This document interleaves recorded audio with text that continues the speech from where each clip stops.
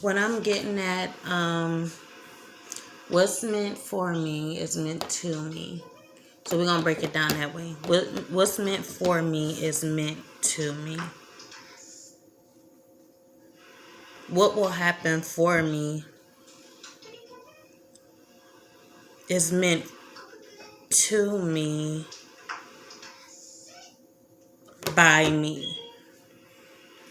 So all these times, like we just be sitting around waiting. We be waiting for something to happen, waiting for something to happen, but nothing is going to happen if we don't react. If we don't allow ourselves to do something about it. What's going to happen for us if we just sit around? We just sit. We're not doing nothing.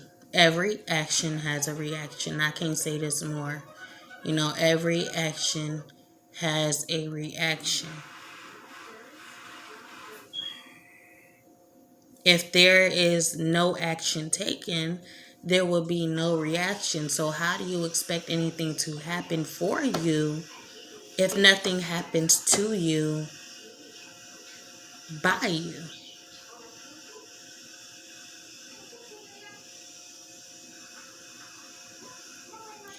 That's what I got from that.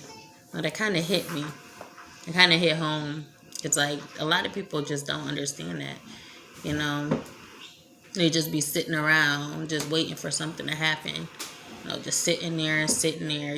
But what will happen, you can sit there and wait, but you'll be seeing on the other side stuff happening that way. So wherever you're directing your focus to, yes, something is going to happen over there. You're sitting there and you're waiting. Something's going to happen over there. But what's going to happen? What's to happen for you? What's going to happen for you if you're sitting there doing nothing? Just sitting there.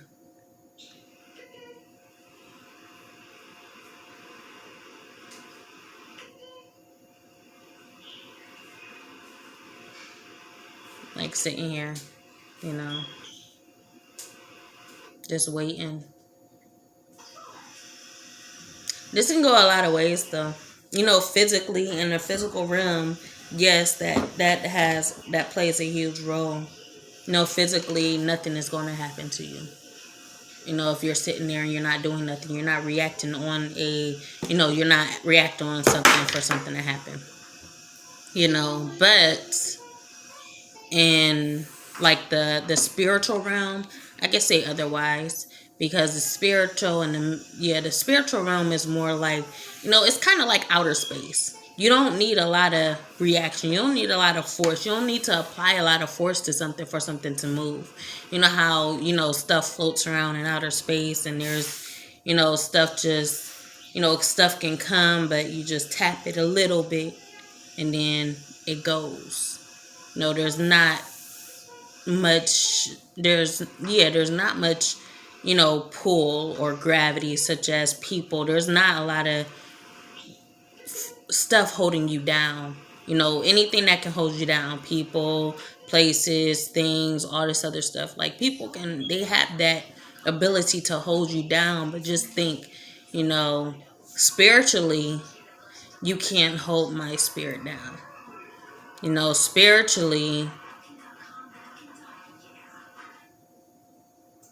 there's less to apply. There's less pressure to apply. There's less force to apply for something to shift or, move just a little bit. You don't have to react too much. So, what's for you? Spiritually, let's say, what's for you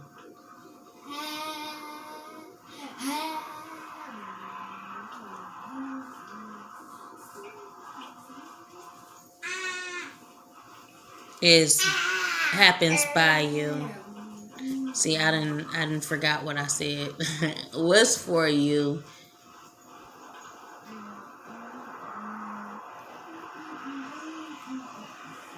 happens to you by you. Yeah, I just got thrown off. I got thrown off completely. But overall, my morning has been horrible. I have been feeling very aggravated. I've been working through it like slowly. I've been working through it, doing little things to help me, soothe me, comfort me. But at the same time, it's like, when you got that feeling inside that's just bothering, you're bothered by this feeling inside, and it's not going away no matter what you do. It's not going to go away. So it's like, I'm feeling bothered. I feel like, outside. I felt outside energy kind of, trying to aggravate me, trying to irritate me, trying to make me feel like I need to move, I need to do something, I need to, you know, act on something so that they can get that reaction. That's how I feel like right now. I feel like I'm being acted upon. Something is trying to get my attention. Something is trying to move me. Something is trying to press my buttons, aggravate me. Something is trying its hardest to, you know, force me out of my comfort zone. Force me out of the position I'm in, so that I can react. I feel this energy around me that's just pressing me and pressing me and pressing me. And it's not to the point where I'm reacting, because obviously that pressure is not strong enough anymore.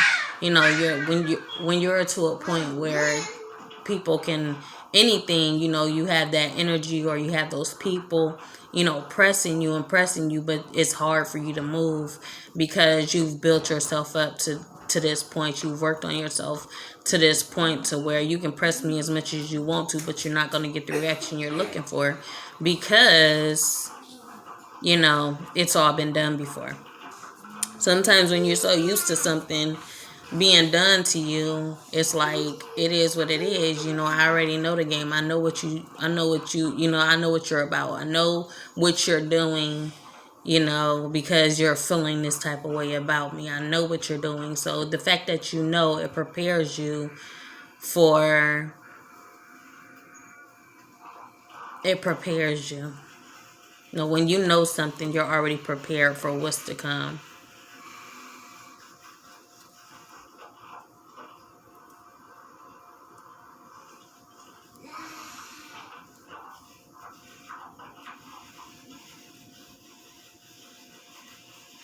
I was watching this girl's video, and I was so upset. I was so disappointed, because when I first seen her video, she was like, she she was like, how people interpret cards and this and that.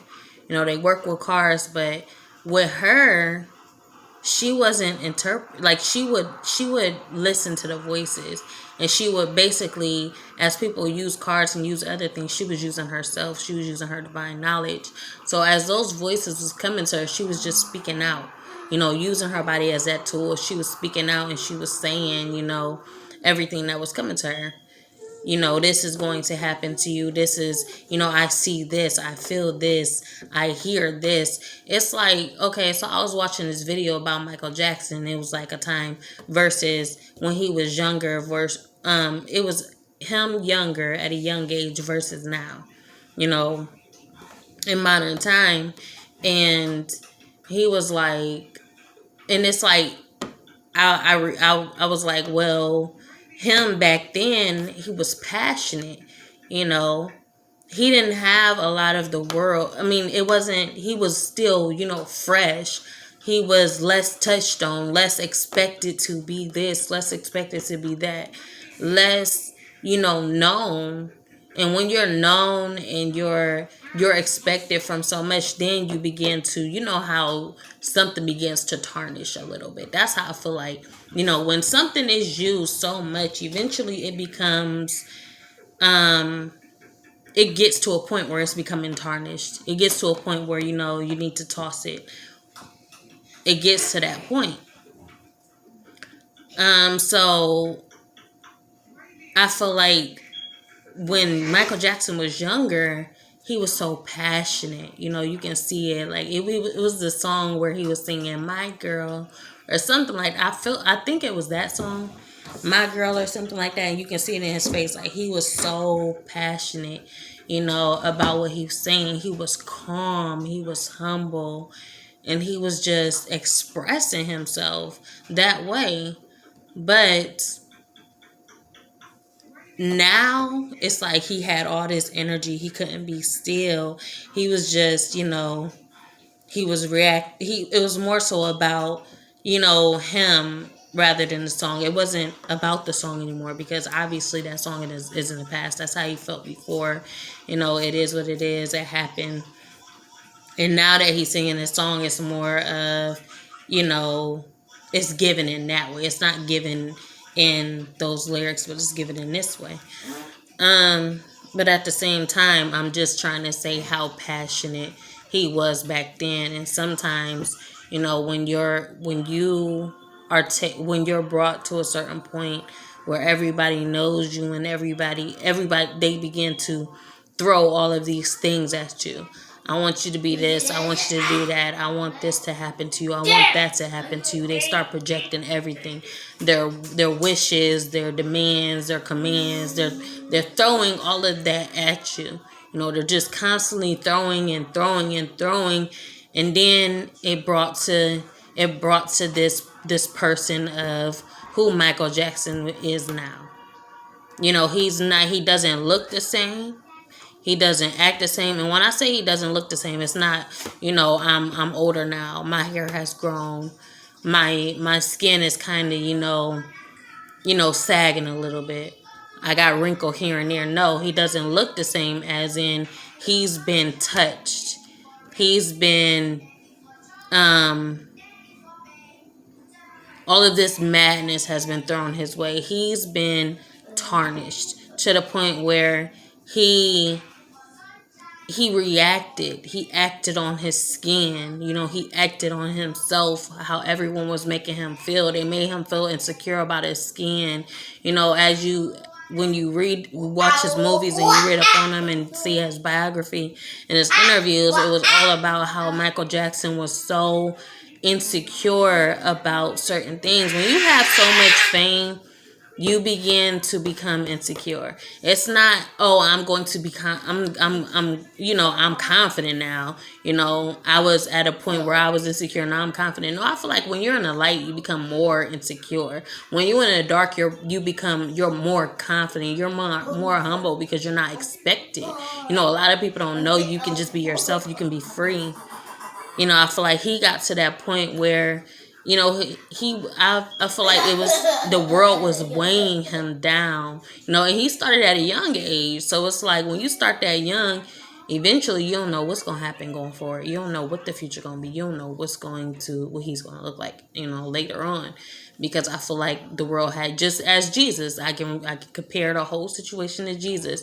Jesus was crucified. He was nailed to the cross. He was done. All of this was, it's not like, that's the thing with Jesus. It didn't get to him to that point where he reacted on himself, because guess what? He didn't turn to himself. He didn't worship himself. He didn't, and the fact that he didn't worship himself, and the fact that he didn't praise himself, or he didn't, not believe, but more so, he didn't look to himself. The fact that he didn't look to himself, but he looked beyond himself. He looked elsewhere. He looked to God. This is a point where he didn't get to that point where, I'm going to do this to myself. I'm going to bleach my skin. I'm going to do this. I'm going to do that. These hands are, I'm everything that they're wishing on me and praying on me, and wishing to happen, has not happened to me, has not happened to Jesus. Why? Because he didn't look to himself to correct the problem. He didn't feel like he could resolve the conflict himself with his own hands.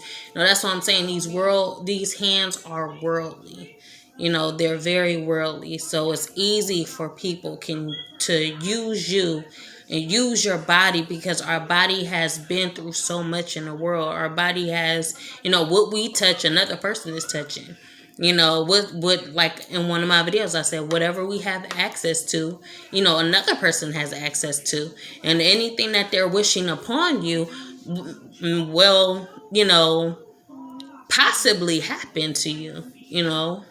It will happen to you if you don't have if you're not in touch with God, if you're not in sync with God, you know, because that's easy access for them. That's easy. It's easy for them to get what they want to happen to you, because you're not in sync with the Bible. I mean, you're not in sync with God or the Bible. And that's what I said. Like Jesus, he all of this stuff only happened to him because they had to put themselves in that position. They had to react on him. They had to do it themselves, because he was so in touch with God. You can't touch me if I'm touched by God. My mind is touched by God. So anything that you're projecting on me mentally, wanting for me, you're trying to have that control, that mental control over me. There's a word for that. But you're trying to have that mental control over me. You can't have that over me, because my mind is not, you can't touch my mind, because my mind is touched by God. Anything that I'm doing, I'm not going home and I'm not projecting this thought onto something else. I'm projecting this thought onto God. So God has my thoughts, God has my mind, and anything that you're trying to do with me will not happen to me. Anything that you want me to do will not happen. It will not happen to me. So that's kind of where I was going with the Michael Jackson story. So yeah, he had all this stuff happen to him because, obviously he wasn't really religious. He wasn't reading the Bible. He wasn't heavy, and he didn't turn to God with all of these problems. Maybe because he was busy. I'm not judging his lifestyle or nothing. Maybe it's just because he was too busy. He was a busy person.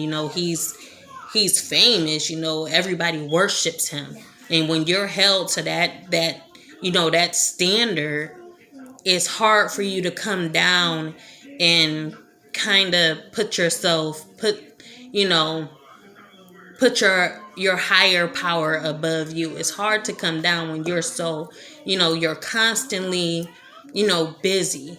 You're constantly being worshiped. You're constantly expected to do these things. Your life just doesn't pause for you to take out some time to really reflect. You're on the move, you're on the go. And like I said, it was at a young age, so he never really had that time. He was a people person. He was always trying to make the people happy. He was for the people. So it's like, when you're for the people, there was this one verse in the Bible that I hold in my head.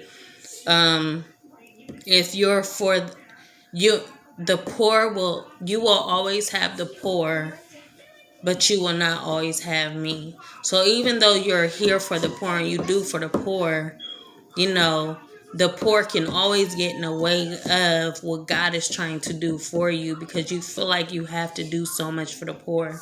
You know, you can get what is people? People are people. It don't matter if you're poor. It don't matter if you're wealthy. It don't matter if you're this, you're that. And you're held to. You're in this category. People is people, poor or not. Regardless. You will always have the poor, but you will not always have me. That hit home. Sometimes you just gotta look. Sometimes you have to look away from the poor, and sometimes you gotta see it as that way. You're poor, but you're still a person. Just kind of cloud your judgment for a moment, because that's how they take advantage of you. You may be poor. You're poor, and it's easy for somebody to look away from this person because this person is poor. So I'm gonna look away from this and look to you and help you. And that's what the overall purpose for Michael Jackson was to help the poor, help his people. His overall objective was, that's what he was doing. He was in it for the poor, in it for those people. But sometimes you got to look at somebody else's experience and reflect it onto your own. If I do this, and it turns out this way, I know why it turned out that way. Sometimes you got to look at this poor person and hold them to a certain standard. Look at this poor person as you would a person that's not poor, with that serious face, like, you know. That's all you have to do. Sometimes you gotta look at it that way, because I want you guys. That's where you gotta start thinking about God. You gotta start thinking about yourself. Think about God. Period. Thinking about yourself is thinking about what you want. What's going to help you, what's going to benefit you, what's going to help your situation. Although whenever you're troubled, what's going to comfort you. I can look at you and you can drive me away from my faith. You can take advantage of that situation. And I feel like that's a lot.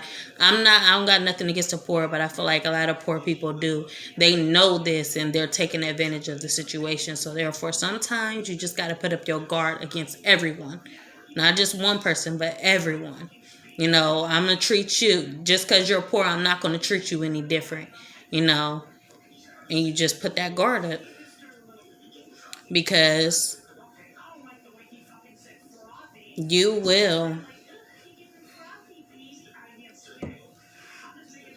can always have the poor.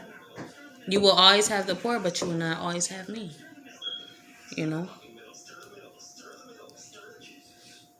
Just like that one.